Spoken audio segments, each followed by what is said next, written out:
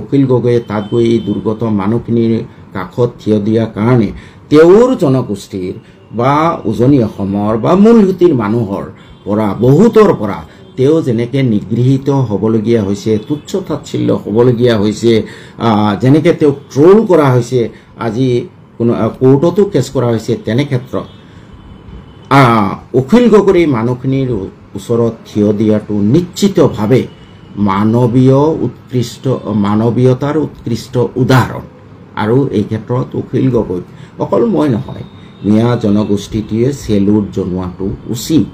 আৰু আজি যদি কংগ্ৰেছ বা UDF গৈছে, মই ভাবোঁ অখিল গগৈ যোৱা কাৰণেহে গৈছে। অখিল গগৈ যদি নগ'লেহেঁতেন তেনেহ'লে বোধহয় এই মানুহখিনি আপোনালোকৰ ওচৰত নগ'লেইহেঁতেন। আৰু সিদিনাখন এটা ষ্টেটমেণ্ট দেখিছোঁ, তেওঁক মিয়া বুলি অখিলউদ্দিন বুলি ট্ৰল কৰাৰ কাৰণে তেওঁ কৈছে ঠিক আছে, মই এই অত্যাচাৰিত মানুহখিনিৰ ওচৰত থিয় হোৱাৰ কাৰণে যদি কোনোবাই মোক মিয়া কৈছে, মই মিয়াই হয়।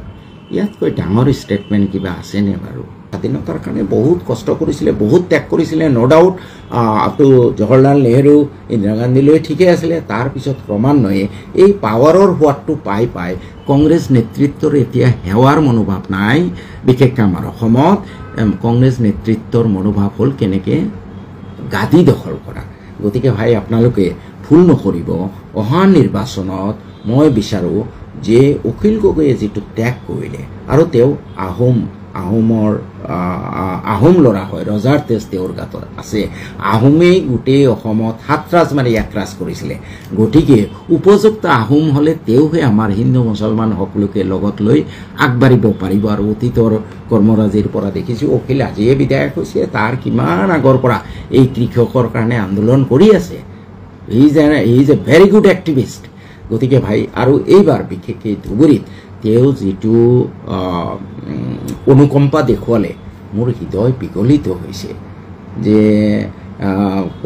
কংগ্ৰেছে যদি এই 5টা চৰ্ত মানি লয়, হয়তো মই কংগ্ৰেছৰ পৰাই ইলেকশ্যন খেলিম, কিন্তু মই বিচাৰিম অখিলক মিয়া মানুহে এটা প্ৰতিদান দিয়ক, উপহাৰ দিয়ক, কৃতজ্ঞতা প্ৰকাশ কৰক। CPMৰ নিচিনা যাতে অখিল নহয়। আৰু যদি কংগ্ৰেছে নামানে, মই এতিয়া সিদ্ধান্ত লৈছোঁ অখিলে মোক টিকেট দিয়ক নিদিয়ক, মই অখিলৰ এজন সৈনিক হিচাপে অখিলক মই যাতে অখিল বিধানসভাত থাকে, যাতে অখিলে এই অখিল গগৈয়ে যাতে আমাৰ যিখিনি ডিপ্ৰাইভড ছেকশ্যন, নট অনলি মুছলমান, হিন্দু মুছলমান সকলো, তেওঁলোকৰ হৈ যাতে মাত মাতিব পাৰে, কৃষকৰ কাৰণে যাতে মাত মাতিব পাৰে, তাৰ কাৰণে অখিল গগৈ এটা ষ্ট্ৰং শক্তি হৈ থাকক। মই ইতিমধ্যে সিদ্ধান্ত লৈছোঁ যে কংগ্ৰেছেতো মোৰ চৰ্ত মানি লোৱাৰ প্ৰায় সম্ভাৱনা নাই। অখিলৰ লগত মই কোনো কথাও পতা নাই যে অখিলৰ ৰাইজৰ দলৰ হৈ মই কাম কৰিম, অখিলক মই শক্তিশালী কৰিম। এইটো মিয়াৰ বৰ্তমান দায়িত্ব। মুছলমান সম্প্ৰদায়ৰ সন্মানী ৰাইজক আহ্বান জনাওঁ যে আপোনালোকে পলিটিকেলি ভুল নকৰিব।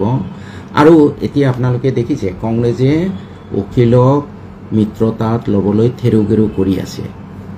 ভয় এটাই যে অখিলে যদি মিত্ৰতাত লওঁ, তেওঁ যদি চৰকাৰত আমাৰ লগত থাকে, তেতিয়াহ'লে তেওঁ এদিন আমাৰ জেগাটো দখল কৰিব, তেওঁ এক্সপাৰ্ট কৰিব, অখিলক শেষ কৰিব লাগে। এইটোৱে ভয়। কিন্তু এই ভয়ক আপোনালোকে বাধ্যবাধকতালৈ পৰিৱৰ্তন কৰিব লাগিব। সেইটো এই মিয়া জনগোষ্ঠী মুছলমান মানুহৰ সিদ্ধান্তৰ ওপৰত নিৰ্ভৰ কৰিছে।